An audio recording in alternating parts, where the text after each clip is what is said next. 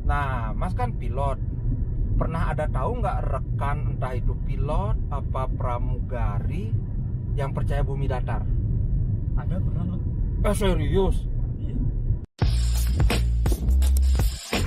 Halo Sobat Super, apa kabar? Gila, saya mau nanya dulu sebelum kita mulai. Kalau ada yang masih ingat dulu waktu SD, ditanya sama ibu guru, cita-citanya apa nak? Pasti ada jadi dokter, jadi astronot. Paling sering muncul jadi pilot pak. Wih, di sebelah kiri saya ada Bapak Maherda. Say hi dong. Hai. Ini manggilnya gimana Mas Mahe? Ya. Mas Herda? Mas Herda. Mas Herda, oke. Mas Herda. Jadi Mas Herda ini pilot kebanggaan Indonesia. Wih gila guys. Nah Mas Herda, sudah berapa lama jadi pilot? Dari tahun 2011 itu masuk airline ya. 2011 berapa tahun itu? 8, Oh, 9 dong. 9. Sekarang kan 2021, 10. Hampir 10 tahun untuk pilot airline. Tadi ngomong 2011 masuk airline, maksudnya masuk airline tuh belum jadi pilot apa gimana? Sebelumnya di airline juga tapi sebagai operasional. Oh. Sempat pilot untuk penerbangan pemetaan kebun sawit. Terus Oh, waktu gitu. masa pendidikannya di paling awal waktu tahun 2001. Nah itu. Jadi Oh, udah dari cukup 2001 lama. pendidikan. Pendidikan dari 2001. Udah cukup lama dirintis. Wih. Begitu. Itu pendidikan pilot itu kayak gimana sih? Apakah misalnya kayak S1, D3 apa seperti enggak. itu, apa lebih ke pelatihan apa gimana sih? Pelatihan nanti dapatnya license. Jadi kayak Gitu. sekolah mengemudi dapat SIM. Paling sederhananya begitu, tapi ini jauh lebih kompleks. Iya, Jadi jauh dapatnya lah. license. Tapi kalau dibilang dapatnya S1, jenjang-jenjang seperti itu hanya ada satu sekolah yang dianggap sebagai kalau lulus nanti jadinya diploma. Oh, Jadi gitu. supaya nggak kesannya SMA banget. Tapi kalau syarat misalnya mau sekolah penerbangan lah ya, sekolah penerbangan itu apakah harus S1 atau D3 atau lulus SMA boleh apa gitu? Tidak ada. Tidak ada ya? Paling SMA atau SMK dengan batas umur sekian 17 seperti itulah. Tidak ada yang harus khusus sekali. Tapi ini dong, ada tes masuknya dong. Kalau di Ada. tes masuknya sepengalaman Mas Herda itu titik beratnya kayak di mana? Apakah di teknik, apa di bahasa, apa di gimana? Teknik sebenarnya. Teknik ya? Ya, teknik. Kemudian kalau yang untuk rekrutan yang biasanya kebutuhan perusahaan itu ya disesuaikan dengan ketentuan perusahaannya. Bahasa ada, Oke. biasanya bahasa Inggris. Dan ini yang lebih penting daripada teknik. Apa itu? Pengetahuan bahasa Inggris. Wih, bener banget di mana-mana ya. Ya, karena itu bahasa yang digunakan, buku-buku yang digunakan nanti semuanya berbahasa Inggris. Oh, enggak ada versi terjemahan gitu ya? Ada, tapi hampir semuanya lebih pakai bahasa Inggris. Dan nanti toh ketemunya karena akan lintas internasional, pasti semuanya bahasa Inggris. Jadi memang Wih, bener cukup banget. diwajibkan bisa ya, nggak harus yang expert, nggak sampai harus setinggi kalau requirement bahasa Inggris yang untuk apa itu TOEFL, TOEIC yang di Australia. Iya. Nah, gitu nggak segitunya sih. Yang Ada penting levelnya. bisa memahami kalau ada instruksi dan segala macam itu Ya, kan ya. betul. Istilah-istilah penerbangan kurang lebih mirip dengan istilah-istilah kelautan. Itu ada pendidikan bahasa Inggrisnya tersendiri, ASEO yang mengadakan hal seperti itu. Ada ujiannya. Setahun Sebelum sekali. itu ini berapa lama pendidikan dulu? 2 tahun. 2 tahun? Ya, 2 tahun. Oh, 2 tahun ya. Saya kira bakal 4 tahunan gitu. Itu 2 tahun itu di sekolahnya aja apa udah termasuk kayak prakteknya? Di sekolah termasuk praktek terbang. Tapi ini untuk dasar menjadi pilot, menjadi penerbang. Nanti yang sampai 4 tahun itu biasanya kalau untuk pesawat-pesawat yang diperlukan oleh airline atau perusahaan penerbangan. Jadi untuk terbang jet, pesawat terbang jet, terbang komersial, terbang membawa penumpang kargo. Oh, gitu. Itu yang sekolah lagi. Oh, iya. Tipenya spesifik.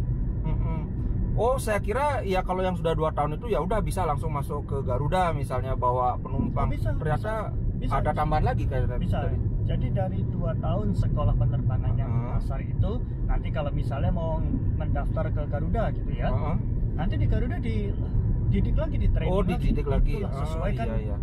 pesawat terbang yang diperlukan. Mereka punyanya 737, ya di sekolah itu 737. Seperti itu. Itu setiap yang pesawat nanti lain lagi pendidikannya lain ya? lagi. Oh gitu. Jadi kalau ada pemindahan ke armada pesawat yang lain, Airbus 330, sekolah lagi. Berarti masing-masing pesawat itu kayak misal pilot ini dia punya sertifikasi untuk pesawat ini, Ya, pesawat betul. ini. Oh gitu. Wah, Yang ini suka dibilang baru orang tahu. type rating, kalau dijelaskan type rating. Nah ini spesifik per pesawat ada pendidikannya sendiri. Wih, gila ternyata. Nah, ini sekarang ngomongin ini, kalau mau jadi pilot, pendidikannya itu mahal nggak sih? Sebenarnya mahal. Sebenarnya, nah kalau setidak benarnya gimana maksudnya? Ada kadang-kadang kalau kebutuhannya lagi meningkat kan diadakan program beasiswa. Zaman dahulu ada pemerintah, kemudian Pemerintah yang kasih beasiswa? Dahulu. Oh, iya. Terus ada dari militer yang bayarin ya negara. Kalau yang swasta mengadakan beasiswa biasanya berupa zaman sekarang itu pinjaman bank. Itu pernah terjadi di zaman kebutuhan pilot cukup mendesak ya, tahun 2008 mulai ada hal-hal seperti itu. Tapi untuk masa sekarang karena oversupply, karena pandemi, program seperti itu tuh lagi tidak ada. Kalau masih mau sekolah pilot bayar sendiri. Bayar sendiri. Tetap ada ya, bayar sendiri tapi seperti itulah. Ngerti. Ya benar juga sih, kalau tapi antara returnnya sesuai lah ya. Balik modalnya cukup lama dan kemungkinan justru tidak. Kalau mau serius, kalau bicara finansial, bicara angka finansial, mengeluarkan biaya pendidikan sampai sekian, kemudian oh ya nanti waktu kerja saya punya gaji sekian, berarti balik modal dalam waktu sekian tahun. Kalau mau dihitung itu ternyata lama gitu. jauh sekali, puluhan tahun. Berarti gede banget ya modalnya sekolah penerbangan ya. Kalau dikira-kirakan besar sekali. Kalau bisa kasih kira-kira nggak angkanya dari awal sampai tamat itu kisaran berapa? Kalau yang tanpa beasiswa ini lo ya? Kalau untuk pendidikan dasar penerbang terakhir saya tahu sekitar 1,5 miliar. Terakhir ya. 1,5 karena ini peningkatan kurs kan, variasi kurs saat itu, kemudian regulasi dan segala macam. Nanti untuk type rating yang saya tahu variasinya 25.000 US dollar di situ range-nya. Tapi kan tadi Mas Herda bilang masing-masing pesawat itu nanti ada sertifikasinya lagi. Ada. Nah misalnya kalau sudah kerja di, katakanlah misalnya di Lion gitu, terus mau dipindahin ke pesawat yang tipe beda, itu pendidikannya dibayarin perusahaan apa harus pakai kantong sendiri? Dibayarin perusahaan. Oh iya. Dan dibalikin dalam bentuk kontrak kerja. Kontrak kerja, cocok ya. Ada penaltinya kalau kita nggak menyelesaikan kontrak kerjanya, ya kita suruh bayar itu. Iya benar. Sama kayak beasiswa kan, kayak istriku kan gitu juga ada penaltinya. Kayak perjanjian aja sih. Sekian setelah tamat itu harus balik ke Indonesia. Di Indonesia minimal sekian tahun mengabdi dulu baru boleh kalau mau keluar negeri lagi kayak gitu. Sama. Kurang lebih ya mirip itu. Ya. Nah, jadi pilot itu ini enggak sih? Enak nggak sih? Kan tadi biayanya mahal, perlu kualifikasi segala macam. Sekarang menjadi seorang pilot itu seru nggak? Enak nggak? Coba ceritain. Seru. Wah, itu seru ini sekali. Gimana? Itulah sebetulnya value yang didapat dari biaya pendidikan yang mahal itu tadi kan. Value yang didapat kalau secara finansial, sebetulnya balik modalnya kelewat lama ya. Apa yang didapat selain dari itu ya, nilai petualangannya gitu kan. Itu yang didapat. Terutama ya kan, kita berada di alam yang tidak orang umum alamin. Seperti itu. Asiknya banyak, ya tergantung motivasi ya. Kalau saya motivasinya karena berpetualang, menjelajahi dunia, mengoperasikan kapal-kapal besar dengan kerja tim yang seru. Di situ saya mendapatkan keasikannya. Di situ saya menikmati pekerjaannya sebagai pilot. Jadi saya bisa berpetualang dalam kesehari-harinya berada di langit. Langitnya di atas 12 kilo dari bumi. Gila, 12 Kadang-kadang tengah kilo. malam. Kadang-kadang berlangsung tengah malam. Kadang orang lagi tidur jam 4 pagi, saya Lagi nyetir di atas laut Aru 12 kilo di atas bumi. Wih, melihat gila. bintang jatuh.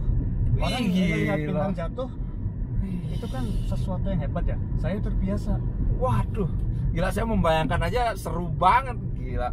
Ini terus terang satu yang menurut saya ini ya, kok aku ya, biar lebih akrab aja. Nah, Pekerjaan pilot itu salah satu pekerjaan yang limited edition gitu loh. Jadi kalau nggak semua orang bisa gitu loh. Jumlah pilot itu berapa sih, kan sedikit. Jadi kalau di value itu semakin sedikit orang yang melakukan, semakin tinggi nilainya. Kayak gitu kan. Jadi apalagi tadi ada seru-serunya segala. Lihat bintang jatuh, gila, bintang jatuh lihat dari 12 kilo sambil nyetir pesawat. Wih, keren banget. Pernah lihat ini nggak, Mas? Kayak melihat suatu keanehan di angkasa yang pada saat itu nggak tahu apa itu penjelasannya kayak gitu. sejauh ini enggak. Kalau memang karena saya sering membaca buku literatur macam-macam ya. Jadi saya sempat ada melihat meteor yang kebetulan sejajar sama pesawat dan terlihat cukup lama. Sejajar? Ya sejajar, nyalip, tapi nggak jauh. Cukup jauh tapi cukup cuma terlihat kelihatan dengan mata telanjang ya. Ya, itu kalau orang yang kurang ngerti pasti dikira santet. Iya. Kalau di Bali ada itu istilahnya endihan. Iya. Endih itu nyala. Ya, jadi itu semacam santet ala Bali lah itu. Ya. Saya kasih tahu kopilot sebelah saya, tuh lihat apa itu kan? Apa itu ya? Gitu. Terus coba panggil satu pramugari di belakang. Coba lihat itu apa itu? Takut loh. Sampai ketakutan gitu. Kok takut? Kenapa? Dia percayanya itu santet.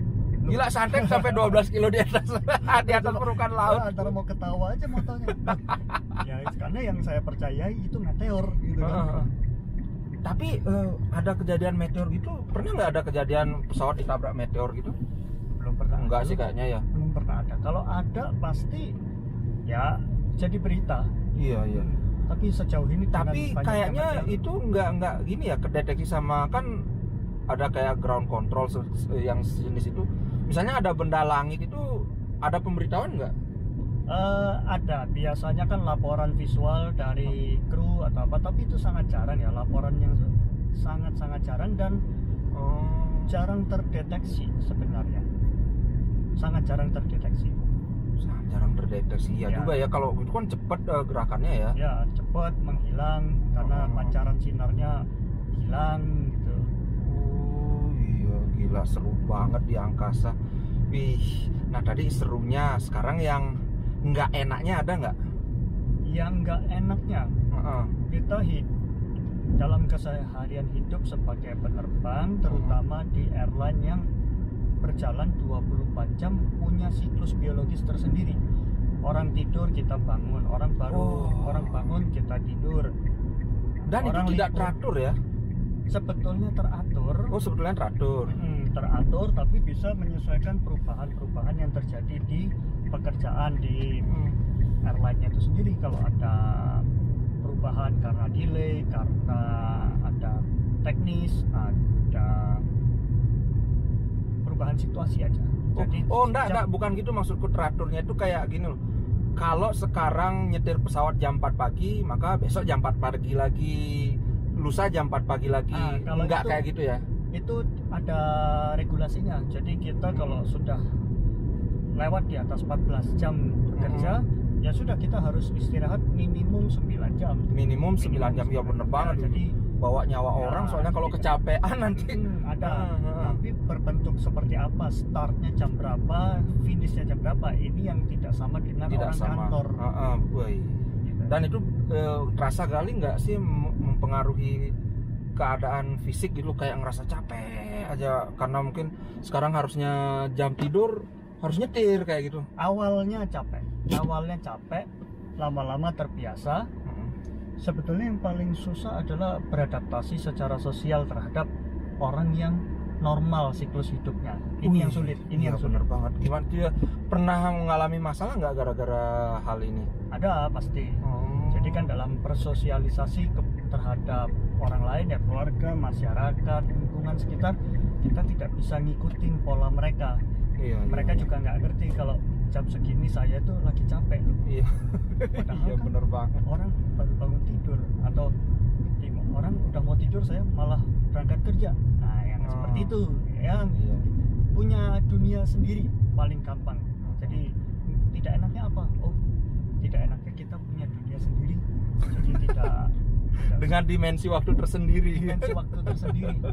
Ditambah lagi karena kalau pesawat jet kecepatannya kan tinggi ya, jadi sering mendahului waktu atau zona waktu itu ya jet lag. Jet lag itu sesuatu yang sehari-hari dialami dan itu yang bisa bikin sakit kalau tidak dikendalikan karena disiplin waktunya pada saat istirahat. Seperti itu. Ini yang nggak enak gitu. Faktor ya, jadi faktor kesehatan. Tapi kalau misalnya ini kan dirangkum masih banyakan enaknya ya. Ya. Atau ada yang bilang banyakan nggak enaknya juga ada. Ya mungkin agak salah jurusan atau tidak. Tapi coba lihat orang yang bilang banyakan nggak enaknya itu, dia stay jadi pilot apa berhenti jadi pilot? Ada yang berhenti, tapi ada juga yang stay. Kalau dia ada orang wah banyak nggak enaknya terus dia berhenti, baru saya percaya bahwa bener dia nggak ngerasa nggak enak. Karena kayak gini Mas, kayak di kapal itu juga banyak orang ngeluh kan kerjanya berat gini, tapi dia nggak berhenti kerja di kapal. Kadang-kadang kan itu aneh kan? Ya karena seringkali motivasinya nggak cocok. Ada beberapa hal seperti itu. Jadi misalnya, dia dulu waktu mau jadi pilot motivasinya apa sih? Motivasinya saya bisa dapat gaji gede secepat-cepat atau punya uang yang banyak, ternyata tidak sebanyak yang dibayangkan. Waduh, bener banget. Di situ dia kecewa. Atau ada ya yang apalagi nih yang sering bisa mendapat tempat kerja yang fasilitasnya bonafit seperti di airline bonafit di luar negeri. Nggak dapet. British Airways misalnya, Singapore Airlines yang sering dilihat di video-video di mana-mana. Terus ternyata dia dapat kerjanya di airline yang fasilitasnya nggak sebagus itu. Nah itu paling sering terjadi. Kok dapatnya cuma begini, hotelnya nggak semewah yang dibilang di TV-TV. Kenyataan tidak seindah bayangan ya. Seperti itulah. Aku juga dulu ngalami loh Mas. Pertama kerja di kapal, bayangan kerja di luar negeri, gajinya bakal banyak. Ya ampun, ternyata gajinya cuma segitu. Aduh, tapi waktu itu nggak bisa berhenti karena berangkatnya kan ngambil utang gitu. Ya udah bertahan. Ya sampai akhirnya membaik lah. Tapi aku ngerasain bener kekecewaan antara ketika kenyataan tidak seindah harapan itu. Ada yang tidak cocok dengan motivasinya saat dia punya keinginan untuk itu biasa. Kalau kok masih terus ya bertahan tetap kerja, ya kan mungkin aja ada alasan ekonomi juga ada hutangnya itu tadi, hutang waktu pendidikan dan apa, jadi harus diselesaikan. Nah seperti itulah. Bener banget ya, sudah terikat kontrak, apalagi yang kayak Mas Hendra bilang bisa sampai 1,5 M itu total. Waduh, berapa ini itu harus dilunasi ya. Kalau keturunan orang kaya kan bayar 1,5 M nggak pakai ngutang, tapi tinggal gesek udah lunas. Ditambah lagi kalau ketidaksesuaian motivasinya itu seperti apa ya? Ya dia lihat enak-enaknya, gaji besar, seragam keren, yang banyak memikat perempuan. Memikat perempuan. Ya faktor itu. Tapi tidak terlihat bahwa pendidikannya ternyata tidak mudah, ternyata sangat lama, kontraknya seperti itu. Terus harus mengalami jam-jam biologis yang tidak sesuai, seperti itulah. Nah itu tuh biasanya yang terus merasa berat dengan pekerjaannya. Ini Mas, setiap pekerjaan profesi itu kan ada stereotipnya. Ada nggak yang Mas Heda alami stereotip tentang pilot yang ternyata nggak bener? Stereotip. Misalnya kalau yang banyak ada aku denger itu kan pilot itu suka main cewek kayak gitu. Nah itu beneran nggak sih? Enggak ya? Sama seperti profesi yang lain gitu kan ya. Jadi untuk memang di pilot itu gara-garanya dulu Pan Am menciptakan airline Pan Am Amerika nih, menciptakan semacam kesan bahwa pilot itu ya pokoknya profesi yang sangat tinggi, kemudian dengan seragam, gaji, fasilitas, minta apapun sama perusahaan dikasih, termasuk dalam hal main perempuan. Ini serius dia bikin ya, gitu? Itu airline yang iya tuh. Kemudian itu ada kok difilmkan di apa itu namanya, Catch Me If You Can ya. Ya wah aku Itu suka itu, bener nonton itu. Nah itu tuh gambaran yang si cocok. Leonardo kan. Dari situ terciptalah stigma bahwa pilot itu ya seperti itu. Memang zaman Pan Am itu ada profesi pilot tuh dilihat sebagai sesuatu yang luar biasa wow, karena kan belum lama setelah Perang Dunia Kedua, di mana waktu itu kan dimenangkan oleh peran udara, peperangan di udara. Jadi profesi penerbang itu sesuatu yang luar biasa karena berperan sangat penting dalam kemenangan perang di zaman Perang Dunia dulu. Ini begitu jadi airline, jadi transportasi udara, di situ nilai wahnya itu terus ada sejarahnya ya. Jadi seakan-akan untuk jadi pilot harus seorang Superman. Itu dibawa itu sampai mungkin sekitar tahun 80-an masih tuh, tahun 90-an masih dibawa lah hal-hal seperti itu. Gila, ini Mas Heda ini kayak ini loh, kayak library berjalan loh. Pengetahuannya itu semua ditauin, sampai sejarah ke yang gitu-gitu ditauin. Gila kan bener. Ada internet, ada YouTube. Ini saya juga baru tahu. Nah Mas, ini aku mau nanya nih, nyetir pesawat itu kalau udah di atas kan udah agak santai ya, tapi aku mikir itu lebih susah mana sih antara lepas landas dengan mendaratnya itu? Mendarat. Iya. Wih, jawabnya pasti mendarat. Itu apa saja yang perlu dikhawatirkan pada saat mendarat itu, Mas? Kan proses ya, yang dari udara, berada di udara dan kembali ke darat. Jadi dari awal kita udah briefing kan, di darat nanti seperti apa gitu kan, apa yang akan kita hadapin, gunung, cuaca buruk, atau tantangan lainnya, ada pesawat lain. Kemudian landasannya apakah basah atau kering, panjangnya cukup atau tidak. Iya, kalau basah itu masalah tersendiri lagi ya. Terus pengeremannya bakal cukup apa tidak, seperti itu. Nah, terus tambah lagi nanti fasilitas untuk mendaratnya apa saja, terbatas apa tidak gitu kan. Terus bandaranya nanti ada di sebelah mana, sekelilingnya ada apa aja. Itu juga ini ya, mempengaruhi juga ya.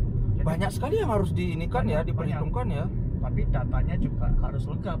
Jadi sebelum berangkat kita sudah punya data lengkap mengenai nanti bandaranya ini di sini, landasannya, ukurannya, panjang lebarnya sekian, sekelilingnya ada apa saja, ada yang berbahaya nggak, gunung, bangunan, atau daerah yang nggak boleh dilewatin seperti markas besar militer, misalnya area militer kayak gitu. Iya. Kalau militer tuh nggak boleh sama sekali ya di atasnya ya. Iya, atau seperti istana negara gitu.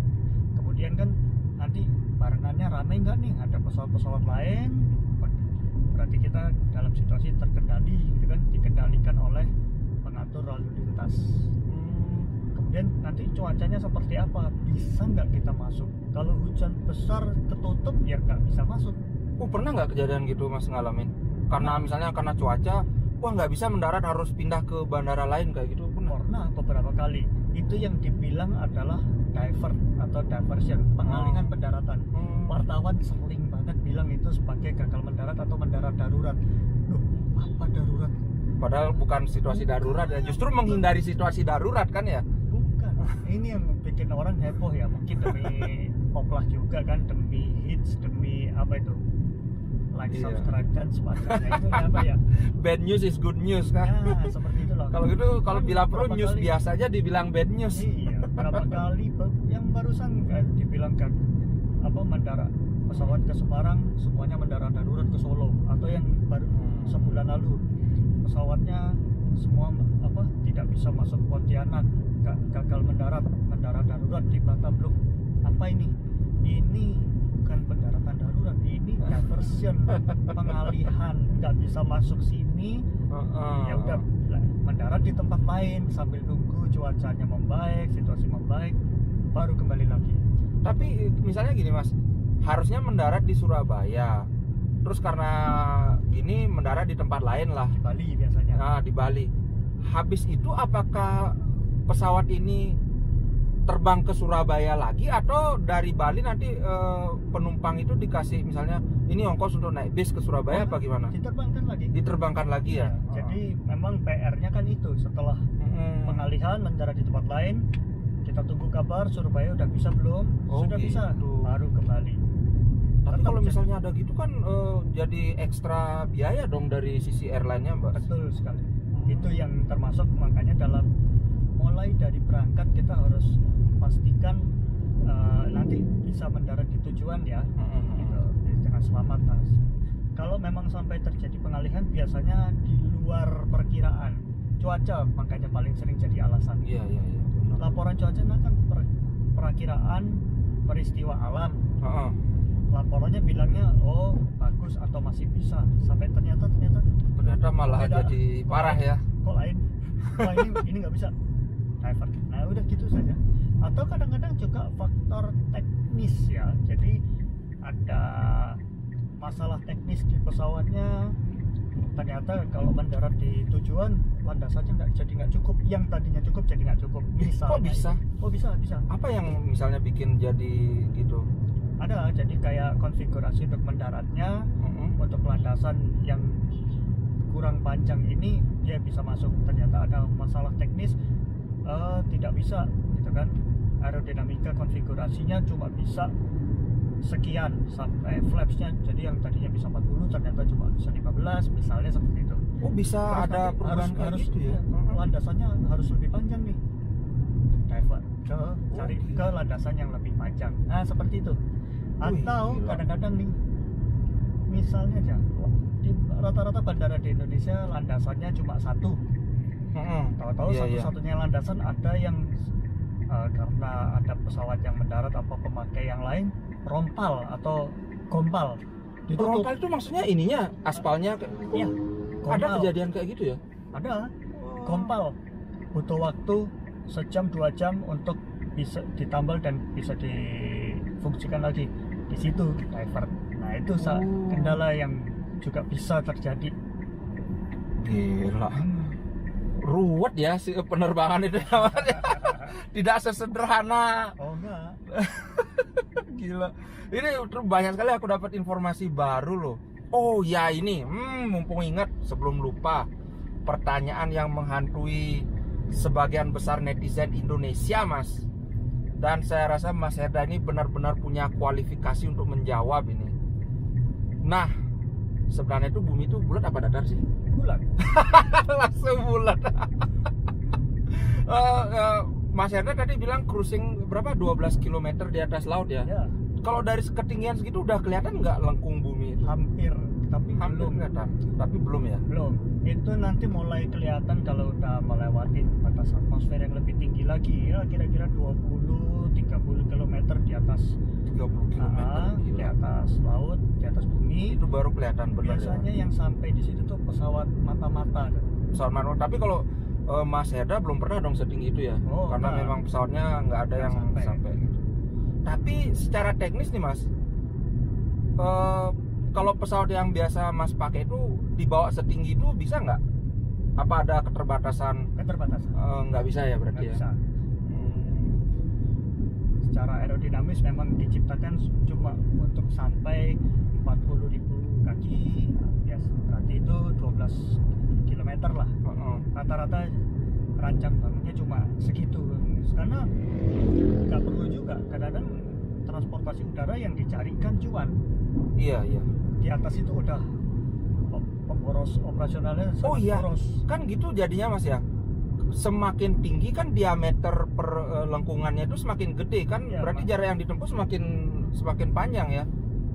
Oh, bukan soal jarak, tapi kan kebutuhan teknis yang untuk bisa mencapai ketinggian gitu, materialnya, pemuaiannya, suhu udara di atas kan makin tinggi makin minus. Makin minus berarti AC-nya tambah keras lagi kayak gitu ya. Semacam itu. Oh iya, nggak kepikir ke sana tadi. Kemampuan menahan tekanan udara, perbedaan tekanan di dalam pesawat dengan udara di luar itu kan harus makin kuat nahannya ya, supaya nggak meledak dari dalam jadinya kan. Mahal. Oh iya, berarti ketinggian segitu memang ketinggian yang dirasa paling efisien lah ya, untuk yang ini paling efisien untuk saat ini. Bener-bener ngerti deh saya sekarang. Nah, Mas kan pilot, pernah ada tahu nggak rekan entah itu pilot apa pramugari yang percaya bumi datar? Ada, pernah loh. Serius? Iya. Pilot apa pramugari? Dua-duanya, tapi yang lebih banyak pramugari.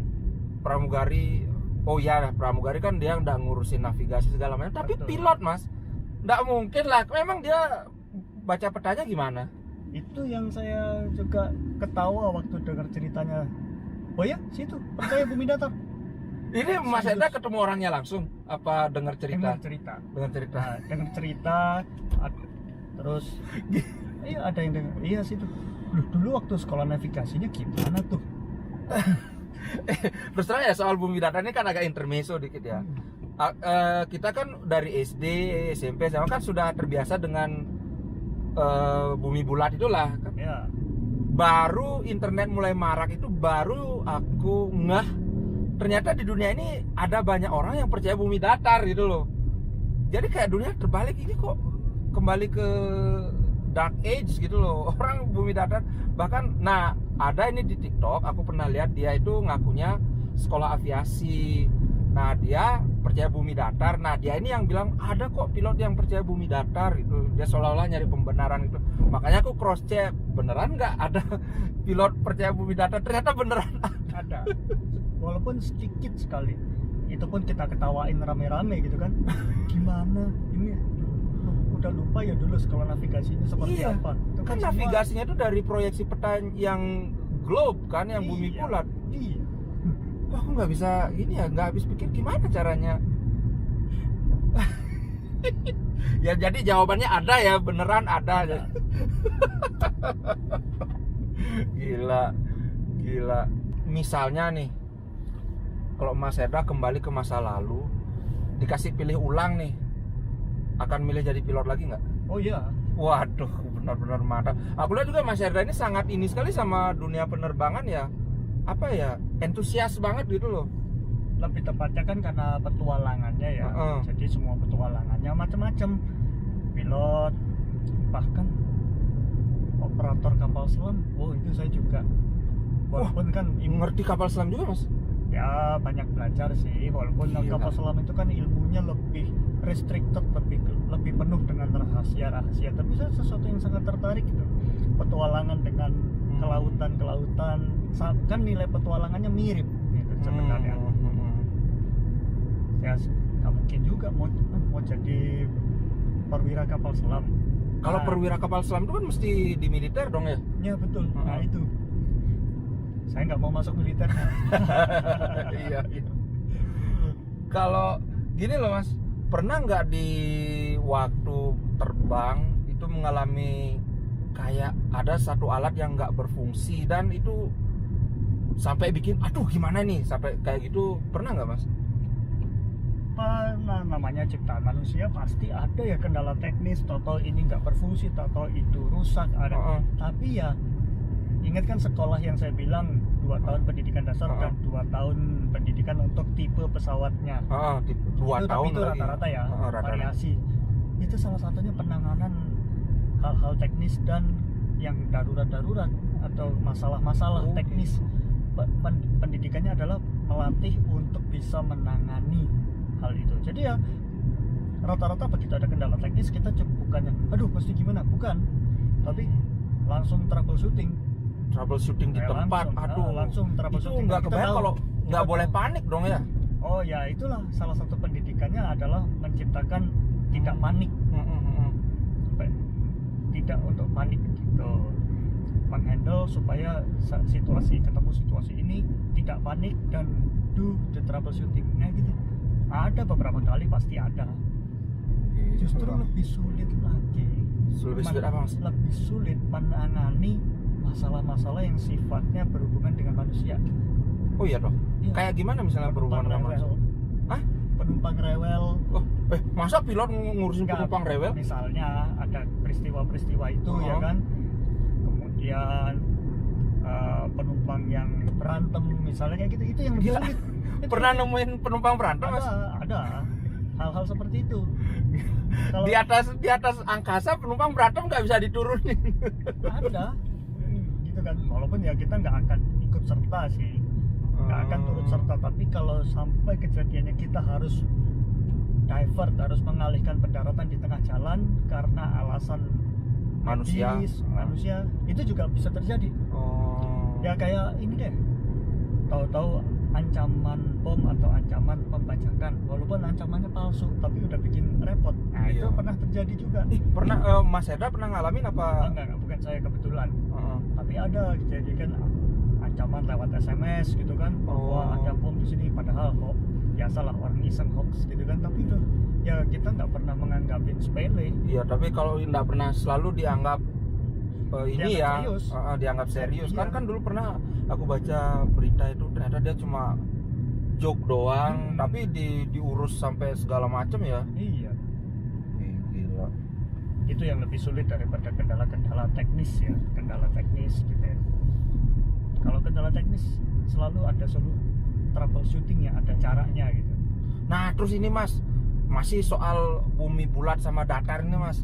Aku pernah lihat rute pesawat itu, kalau di atas angkasa itu kan nggak ada jalan, kan nggak perlu belok-belok. Tapi kok pernah aku lihat rute pesawat itu ternyata melengkung dia. Kenapa nggak lurus aja Mas? Pasti melihat kalau lagi jadi penumpang pesawat, lihat di TV pesawatnya lagi sampai mana atau yang internasional ya. Itu kan di peta yang ada kita lihat, peta dunia yang kita lihat itu kan proyeksi dari bulat ke datar, jadi kayak bulat aja disobek supaya bisa ditampilin di meja. Zaman dulu di era kapal layar ya, layar dulu kan dibikin begitu, namanya proyeksi pemetaan apa itu, saya lupa, Mercator gitu kalau nggak salah namanya. Aku pernah dengar sih proyeksi segala macam. Hasilnya adalah sesuatu yang tadinya dalam dimensi bulat terus disobek jadi datar. Akhirnya kan ada deviasi, ada ukuran yang sebenarnya kecil jadi kelihatan besar, mekar gitu, melebar. Nah, termasuk jalur penerbangan itu sebetulnya lurus tapi jadi tampak melengkung. Oke. Kayak gitulah. Kalau lihat kan negara Rusia, terus Kanada, Alaska, Antartika. Ya terutama yang penerbangan yang agak-agak di utara kutub itu kan kelihatan aku gede banget. Ini padahal USA itu segede Indonesia loh. Masa? Iya. Serius? Iya. Bahkan UK, Inggris, pulaunya kelihatan sebesar itu, padahal dia cuma sebesar apa sebenarnya, saya lupa, pernah ada perbandingannya gitu.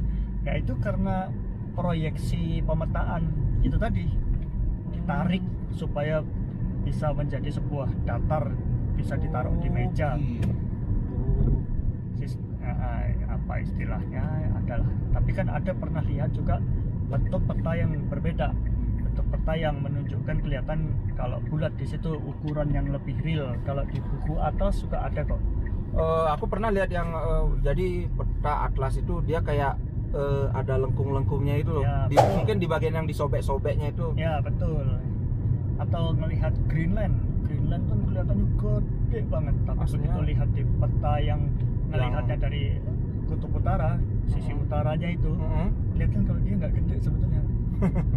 Dan itu memang selama proyeksinya ke datar itu nggak bisa diapa-apain ya, memang bakalan mekar.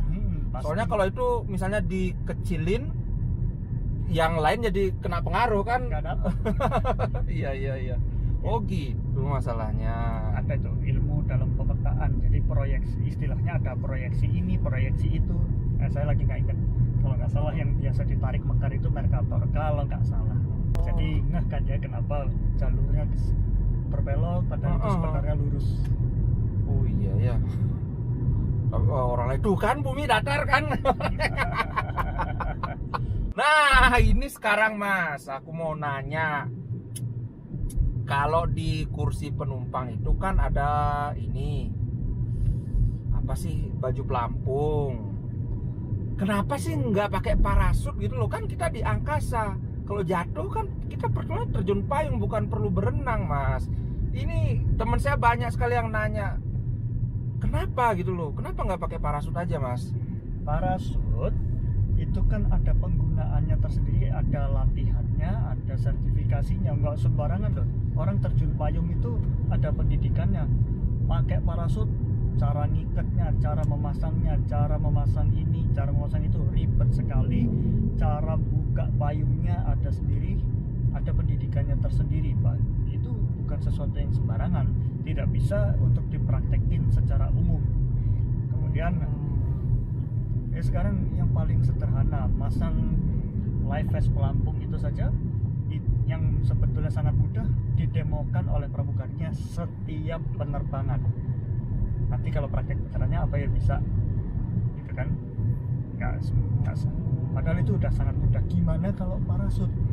Ini belum. Iya ya, butuh pelatihan khusus untuk menggunakan parasut. Dan itu kan tidak mungkin semua penumpang itu dikasih latihan, karena latihannya juga nggak sehari 2 hari kan. Iya. Belum kalau sudah dipakai terus mau keluar pesawatnya gimana caranya? Dan itu 12 km di atas laut kan. Suhunya berapa? Suhunya minus 50. Gila, minus 50 Pak. Betul. Kemudian tipis, udaranya sangat tipis. Keluar dari pesawat Bisa pingsan dong. 4 detik untuk hidupnya. Cuma 4 detik. Serius? Iya. Oh iya, karena minus 50 ya. Bukan suhu dingin, tapi Karena- udaranya sangat tipis. Jadi kekurangan oksigen. Oh iya, nah karena ini baru aku ngeh soal kekurangan oksigen. Kan temanku ada yang bilang, kenapa nggak pakai parasut? Itu orang naik pesawat tempur itu bisa kok dia kursi lontar pakai parasut. Nah, Tapi dia kan ada ininya kan? ada. Pertama, Bener-bener. pesawat tempur ada parasutnya apa? Ya dia kan pakai oksigen satu. Walaupun pesawat tempur juga seringkali juga nggak setinggi komersil lah. Oh Tapi iya, kalau enggak sampai, setinggi. Tapi kalau mereka sampai bisa kalau mau. bisa. Dan mereka kan untuk naik pesawat tempur udah pakai parasut. Iya, Itu sudah lengkap semua udah toh. lengkap. Itu kalau mau tahu cara mereka waktu masangnya seberapa lama, seperti apa, Iya bener banget. pasti coba lakukan sendiri. Nggak bisa. Guys, yang itu aja loh, kalau kayak waktu di kapal pesiar kan ada salah satu paket wisatanya itu terjun payung itu kan. Kita nggak sendiri, tapi Tandem master. iya tandem sama orang yang ininya kan, sama ngerti. Istilahnya tandem master. Hmm. Nah, mereka itu ada kualifikasinya loh, Iya. ada pendidikannya, bahkan levelnya tinggi karena bisa membawa orang lain yang tidak bisa mengoperasikan parasut. Makanya istilahnya tandem master. Nah, itu. Tapi Mas Herda pernah terjun payung nggak? Enggak, Belum pernah ya? enggak pernah. Aku sebenarnya dulu tinggal bayar aja dapet aja. Aduh, agak-agak ngeri gimana harusnya enggak. Ya kan, ikut tandem master aja kan. Berarti itu belum lagi ini kan, kalau kayak pesawat tempur itu kan tinggal kursi lontar langsung ke atas. Tapi kalau di pesawat komersil gimana? Di atas kan bagasi. Enggak sekedar itu saja. Kursi lontar itu pertama sangat berat.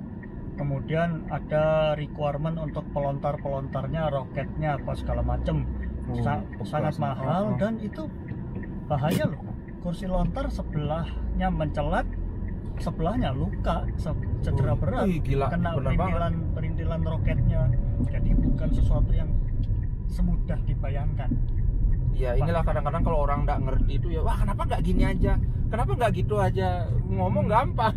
Ya nggak apa-apa, mesti diajak jalan-jalan study tour, melihat pesawat tempur, Iya, baru iya. tahu gitu. Kalau melihat, oh iya ya, lihat aja pesawat tempur tuh duduknya kayak gitu, kayak gini, atau yang bomber dilengkapi parasut itu, lihat aja cara duduknya begini, sempit, nggak enak. Ya karena semua penuh dengan pelindung-pelindung untuk yang duduk di situ. Nah, seperti itu. Nah, ada yang banyak juga berpikir nih, ya kenapa pesawatnya nggak dikasih parasut deh, jadi pesawatnya aman. Nah, aku pernah paling lihat sering. model gitu. Jadi kayak bodinya itu yang tengah-tengah itu Ya. nanti dikasih parasut. Kalau itu menurut Mas Herda, Mas agak ada kemungkinan nggak itu? Belum ada teknologi material yang mampu untuk bisa membuat parasut seperti itu. Berat, menangani berat sedemikian besar dan kecepatan sedemikian tinggi. Kecepatannya tinggi. Parasutnya yang ada putus duluan itu kalau dia. Iya, benar-benar lempar. itu. Waduh, berapa harus pakai kain? Jenis Kainnya, kainnya, aduh, talinya. belum lagi ininya kan talinya, aduh. Kekuatan mountingnya yang ada, mountingnya lepas duluan kalau seperti itulah. Ya setidaknya untuk teknologi yang tersedia saat ini belum memungkinkan kayaknya ya. Tapi untuk pesawat yang kecil, apa ya, pesawat pribadi yang pakai propeller yang berbahan fiberglass yang isinya cuma 2 orang, itu ada sudah dilengkapi parasut. Itu bodi pesawatnya yang dikasih parasut Ya, apa bodi orang? pesawatnya. Oh Bodi iya. pesawatnya. Dan itu pun hanya digunakan kalau memang sampai sayapnya lepas. Nah, se-ekstrim itulah. Se-ekstrim itu benar-benar sudah tidak ada harapan untuk mendarat darurat. Kalau masih bisa mendarat darurat, pakai sayapnya, masih bisa mendarat di sawah, pilihannya mendarat di sawah. Dulu di kebun, saya pernah bawa pesawat kebun sawit, ada kelengkapan itu. Oh gitu. Jadi itu ya jelas ya kenapa nggak pakai parasut, karena memang seperti yang tadi diomongkan secara teknis itu kalau bilang nggak mungkin kan salah, nanti susah banget itulah. Sampai saat ini belum bisa dieksekusi lah. Nah kemudian ini kan sekarang Mas Herda kalau ada yang ingin menghubungi, ingin berkenalan dengan Mas Herda, ada ini nggak sosmednya nggak? Ada, tapi sosmed saya itu sepi ya, garing. Biasalah, saya kan generasi boomer yang terus bukanlah masa boomer, ini generasi X lah. Mencari penghidupannya tidak dengan sosial media. Dan saya gaptek gitu kan, gaptek. Instagram cuma sebatas untuk sharing foto apa saja yang saya lihat di selama berpetualang. Sama FB juga gitu, cuma sharing foto apa yang saya lihat yang orang lain selama ini nggak lihat gitu kan, sesuatu yang bagus-bagus. Ya, jadi aku pernah lihat, bikin iri Mas. Sosial medianya memang tidak untuk kayak promote atau apa, saya nggak sejauh itu, nggak ngerti saya, nggak ngerti. Bukan gitu. Penggiat sosial media ya? Bukan penggiat, nah lebih tepatnya saya bukan penggiat sosial media, agak pusing saya kalau udah nggak ngejar saya teknologi gitu. Tapi kalau istri saya itu benar-benar seorang penggiat sosial media, kebetulan orang penerbangan juga kan. Wih, harus didatangkan juga ini, harus didudukkan di kursi panas. Harus sekali waktu. Apa nama ininya istrinya? Sosial medianya? Untuk IG-nya banyak yang sudah tahu, followernya banyak sekali. Oh, berarti udah ada kasih tahu ya. Radina Nanda kita. Nanti tak ini di deskripsinya tak tulis juga biar nggak salah. Kemudian sangat pintar memasak. Wih, sangat pintar memasak. Iya, benar. Pintar memasak. Sekarang ini membuat dan menjual bumbu. Jadi bumbu masakan Bali. Apa itu? Base ya? Iya, base. Kalau di Bali kita ngomongnya base. Base ya. Nah, itu spesialis sekali. Banyak. IG-nya ada di namanya Spicy Belly untuk yang di Bali ya, untuk yang di Bali. Sementara yang di Tangerang ada namanya Bali Belly. Nah, itu mungkin udah banyak yang tahu justru. Oh iya. Nanti biar terjamin tak kasih ini aja, link di deskripsi. Ya, sponsor utama kita. Saya sih, bahkan saya punya YouTube aja juga kakak ini kali. Apa nama YouTube-nya? Kok aku nggak tahu Mas Herda punya YouTube? Apa YouTube-nya? Nggak monetize. Ya nggak apa, yang penting saya Yang penting Pakai kalau nama pingin lihat apa? Maherda, cuma itu aja. Maherda. Maherda Oh, Kanada iya. kalau nggak salah. Sekedar sharing video yang pernah dibikin tapi nggak monetize. Enggak, iya. Sama seperti tadi bukan Karena penggiat kendalanya- sosial media gitu ya. Karena kendalanya kalau monetize kan nggak boleh pakai lagu-lagu dengan copyright, iya. Iya, copyright. ini Nah, masalah itu sekali buat saya. sebenarnya bukan nggak boleh, boleh, cuma nanti uangnya itu diambil sama yang punya haknya. Ya seperti itulah ya. Heeh. Oh, udah gitu ya aturannya, dulu setahu saya nggak boleh. Oh, sekarang boleh. Cuma ada lagi karena ada berlapis. Ada orang yang benar-benar tidak mengizinkan lagunya dipakai. Jadi Oh, kalau iya. itu dipakai jadi mute videonya. Tapi Ya. ada yang ya silakan pakai tapi duitnya dia yang ambil kayak gitu. Gitu. Waduh, gila nggak terasa ini 1 jam lebih kita ngobrol, Mas. Rencana cuma ya paling setengah jam aja gitu. Gila 1 jam ini.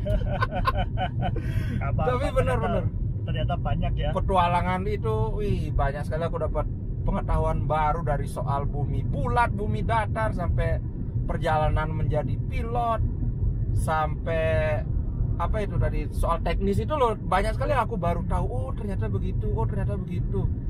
Gila guys. Oke, sampai di sini dulu podcast kita kali ini. Sampai jumpa di podcast berikutnya. Terima kasih sudah menonton kami Super. Ciao guys.